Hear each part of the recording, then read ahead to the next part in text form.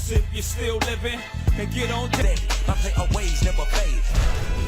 This is the NBA on 2K Sports. Welcome, fans. The contenders starting to emerge as the NBA season picks up a little steam. It'll be the Chicago Bulls facing off against the New York Knicks. Tip-off is moments away.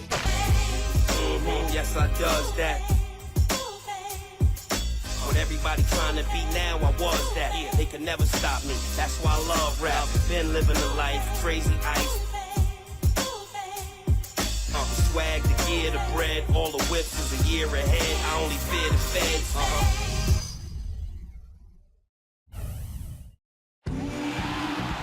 Ready for action are the Knicks. All eyes are on the Eastern Conference in this game as the New York Knicks play this one at home. We're happy to have you with us for 2K Sports midweek presentation of NBA basketball. This is Kevin Harlan with Steve Kerr and Clark Kellogg. And now a quick check of our starting lineups for both teams. And one of the players we'll be seeing in this one, Luol Deng. And guys, Deng has developed into a very good shooter, especially off spot ups or maybe one dribble pull-ups. He's got range, he's developed that out to the three-point line, but he really likes to go to that mid-range area. One or two dribbles into the paint, he'll rise up, shoot right over the top. But you know what I like about him most, Steve? Deng is a very well-balanced player. He does a lot of good things offensively, but he's just as good at the defensive end. He's a big key to his team's tough defense. You look at Chicago, this is a critical time for them. They've got guys, a lot of away games coming up, and it's a stretch that's going to be a very, very difficult test. Well, Kevin, if they win this game, it would give them a victory in each of the first two meetings this season against these guys. So, you know, they play them two more times after that, so it would get them off to a really good start in the season series. And Steve, I think they would love to have that kind of leg up and huge advantage if they could. I mean, that goes a long way towards maybe winning the season series with a 2-0 start. You know, Boozer had his name floated around at the trade deadline last season, guys. There were a number of teams that were very interested in having his physicality and scoring ability down low. And here are the Bulls now. They put up a nice win against the Bucks the last time out. Yeah, that was a strange game. Very shaky defensive performance by their opponent, but hey, they took advantage of it. Yeah, I'd go along with that. I mean, the game wasn't handed to them, but they definitely didn't have to work as hard as they should have. And that's going to be too many steps. Gets the whistle on the travel. And you wonder why Boozer's name would be floated in trade rumors. I mean, one of the top rebounding power forwards in the game can score inside and outside. Well, I think, Kevin, teams are becoming more and more cap conscious with the new collective bargaining agreement. Boozer is a very highly paid player, so even though he's productive, I think some people are going to look at that contract and maybe shy away from it. Stoudemire kicks to Smith. Clock at 6.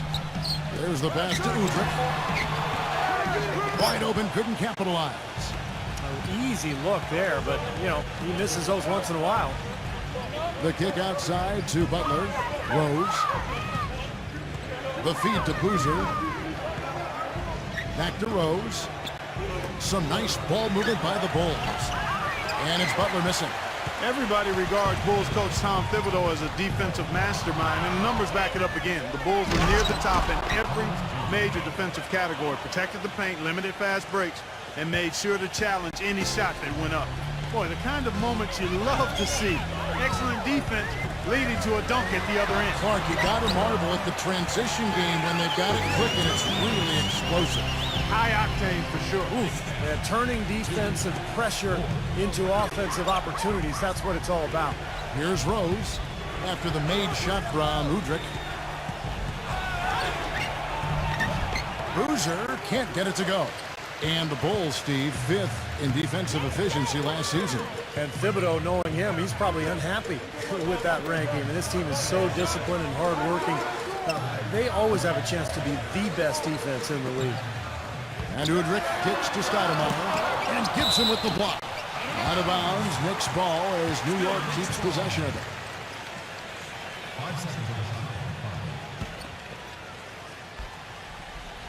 And it's going to be out of bounds. The Bulls will take it. And let's get this update now from Doris Burke, who's across the way on the sideline. Well, Mike Woodson gave me a moment to catch up with him. He said that their defensive focus, no surprise, will be trying to keep Derrick Rose out of the lane. He added, "You know he's come a long way as an outside shooter, but he's a pick-your-poison type of player. We can't let him get into the paint." Makes sense, Kevin. All right, Doris. Here's Udrich. He's covered by Rose. And the foul on Derrick Rose. That's his first foul.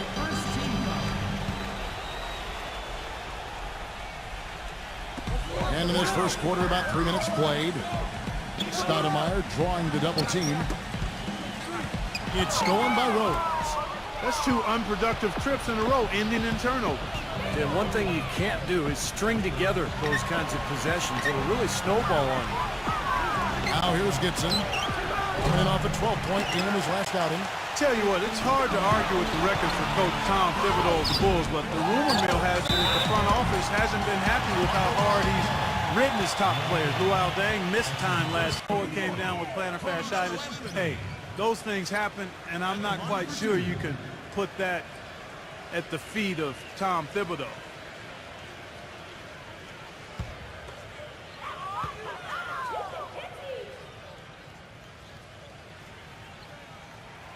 That free throw good from Anthony. And going back to Tom Thibodeau and that minutes load on his stars, it seems it's getting harder for players to weather big minutes, Steve, these days. I think it's going to be really interesting going forward to see this Bulls team this year and beyond. Will that wear them down? Their guys play too many minutes. They've had a lot of injuries. I think it's time to scale back a little bit on the minutes played. You know, after losing Jeremy Lin going into last season, guys, I think some fans were concerned that the team might slip back to isolation basketball and their offense would stagnate, but instead they flourished as a three-point shooting team. For 3, Heinrich.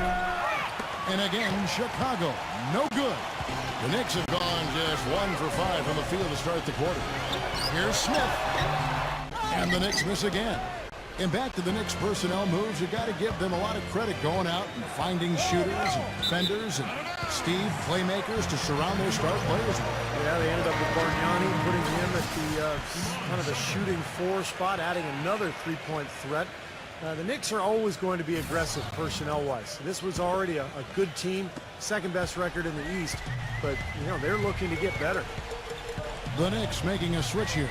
Shumpert's checked in. Here's Udrich. He's covered by Rose. And it's Shumpert penetrating. He dishes it to Martin. And that one's good. Martin's got his first 2 points. And things are going to come way too easy for him if he can get that deep post position. I agree with you, Steve. You got to deny him the ball down there as best you can. They get the rebound to end the drought. Outside Rose, and he was camped in the lane there, and he gets the 3-second call. A lot of tough teams in this league, Kevin. Here's where New York sits right now. 2nd in rebounding, 3rd in blocks. And they also show up in the top 5 in assists. They've got scores, and they're a pretty good passing team as well. Yeah, I agree with you there, Clark. And what jumps out to me is the rebounding, because when you can rebound the basketball as a team, you can stay in every game. Even if you're not shooting the ball well, you rebound, you get extra possessions, and you allow Game call for Chicago. Their last encounter was in Chicago.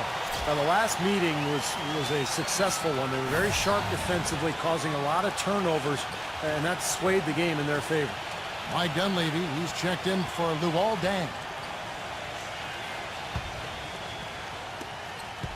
And so here is Chicago, trailing by 5. Rose passes to Muhammad. The shot is off. Anthony with the defensive effort. What an easy win for him last time. As Steve mentioned, Clark, the turnover differential was a major factor. Yeah, I call it disruptive in a word from the defensive standpoint. They were all over the whole game. Rose dishes to Murphy. Good work defensively by Martin. Rebounding is going to be the focal point for them in this one, fellas. I can feel it. Yeah, it's a physical game, and so far the numbers show that they've got the edge on the glass. And the Knicks making a change here. Bargnani's checked in.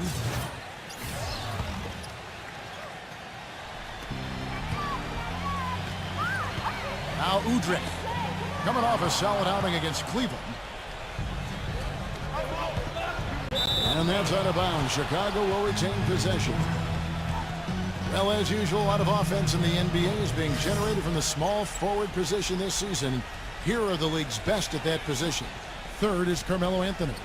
You know, a lot of the NBA's most explosive players man that small forward position, and you're looking at a pretty good collection of them right there. Steve, I'd say more than pretty good. Those are the guys that give opposing defenses nightmares on a regular basis. Beautiful feed off the bounce to his teammate there. Nicely done. A bit of an odd year for Kirk Hinrich, who normally is a very efficient player, but started off last season shooting way below his career norms from the floor. Ran the team pretty well, but it was kind of strange to see him shoot so poorly. Gets the bucket. That is a terrific effort on the shot. He's giving up a lot of size, but still finds a way to score. I don't think that affected him in the least, though, Steve. I mean, he made it look like he was the bigger guy. And the whistle blows. It's going to be on Nazr Mohammed. That's his first foul. A different look for New York. Carmelo Anthony. That's Felton in for Udrih.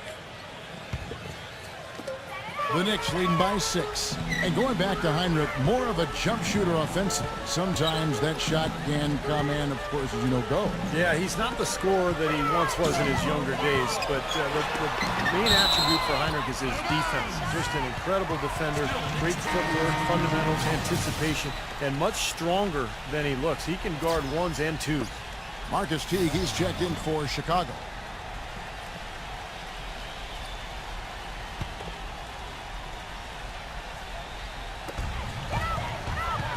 Bargnani kicks to Shumpert.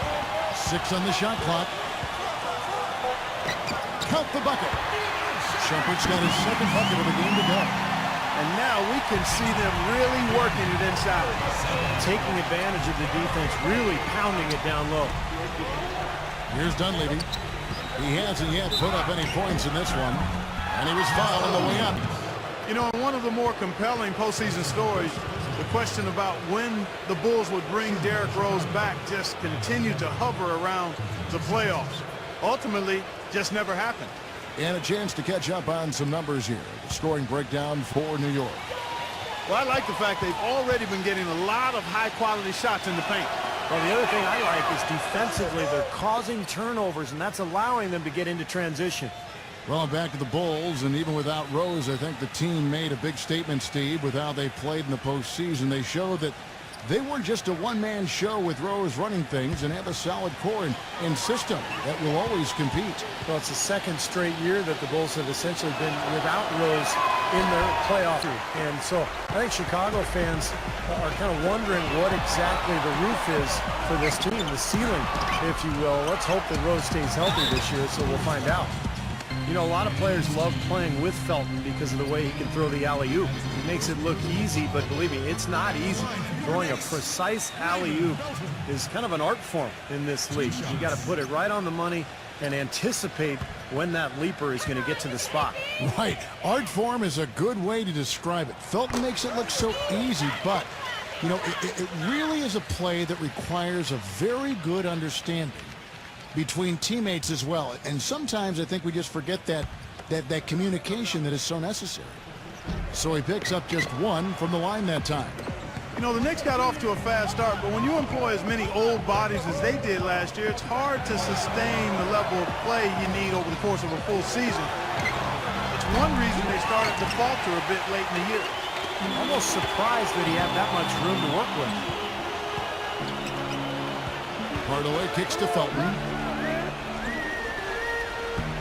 He feeds it to Bargnani, fires it up, and that comes off the assist by Raymond Felton. And the Knicks lead by 10. And Clark, you said it, the Knicks did hit that lull last season right after the All-Star break into early March. But Steve, when the vets saw the finish line in sight, they picked up their play and got back in it. That's right, they won 13 games in a row late in the season, catapulting themselves back into the top tier of teams in the East, and let everyone know that they would not be exiting the playoffs early. That really was the start of that run. Here's Bargnani over Murphy, and misses it off the right side of the rim. You can see how much the defense respects him. I mean, they were all over him on that look. Dunleavy the pass to Muhammad. Teague with the ball, now guarded by Hardaway. Muhammad, no good. Tough D on the inside. Put up a roadblock, a construction barrel right there. That's what he brings defensively.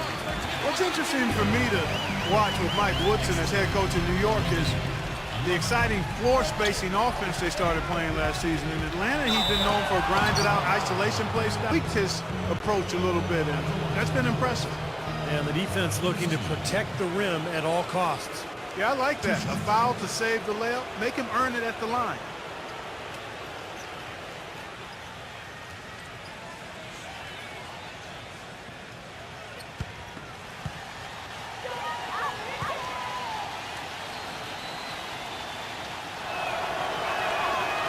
That one is off. And back to Mike Woodson, not a flashier, high-maintenance type of personality. He keeps it on the level, and I think, Steve, the players appreciate that. Players definitely like that. He's very quiet on the sidelines, but not afraid to get in your face when necessary. And I think that's a really good temperament for a coach to have. But in general, I think he's a guy who is very well respected around the league and did an excellent job with New York a season ago. And he's good on the A side. lot of high hopes for the Knicks in last year's playoffs. They started off so hot, but then let the series against Boston drag on, and eventually went to 7 games, and they fell to the Pacers in the second round after that. Now here's Shumpert, averaging 6 points per contest. Back to Felton, kicks it to Hardaway. And that comes off the assist by Raymond Felton. Hardaway has got 5 points so far. Boy, what a fantastic opening quarter for them. Yeah, it sure has been. Look at the lead they've jumped out to already. Impressive. And the Boston series did drag on them, you could tell. You wonder if they were a bit fatigued going into that Pacers series. Steve, Indiana just outplayed him, outworked him in every way in the second round. Yeah, I think it was a factor, Kevin, and really the Knicks have only themselves to blame. They had Boston down 3-1 and a home game to close it out, but they couldn't get it done. And there's no doubt that affected them against Indiana in the next series. Luol Deng is checked in for the Bulls. Bulls trail by 9. 51 seconds left to play in the first quarter. Back to Teague. Bulls moving the ball around. Deng kicks to Teague. Heinrich. Snell. That 3 off the mark. In terms of rebounding, it's been a sensational opening quarter. I like sensational. That's a good word for it. Outside Deng. Throws down the breakaway jam. Guys, that's simply superb. Ball pressure, a run out, and then a dunk in transition. Exactly, Clark, what they wanted. The aggressive defense to lead to. Yeah, points in transition. That's why you want to make the other team feel uncomfortable handling the ball, because you can get easy points out of it at the other end. 3 seconds separate the shot clock and game clock. Felton dishes to Tyler. Ball's knocked loose. Stolen by Boozer. Gives him the lead pass. Teague the pass to Boozer. The kick out to Deng. Heinrich outside. Shoots the 3, and that one's good. Now just a 4-point Knicks lead. He's come out of the gate smoking from 3-point range today. Barbecue chicken. Clark, you know me. I love barbecue chicken. I'm more of a baked chicken guy myself, but that's fine, whatever. Clark, where'd we get this guy? Kevin, you love anything. I've not seen anything come in front of you that's food that you haven't devoured. And so the first quarter is in the books. Knicks lead by 4. And the second quarter will get underway just after this short break.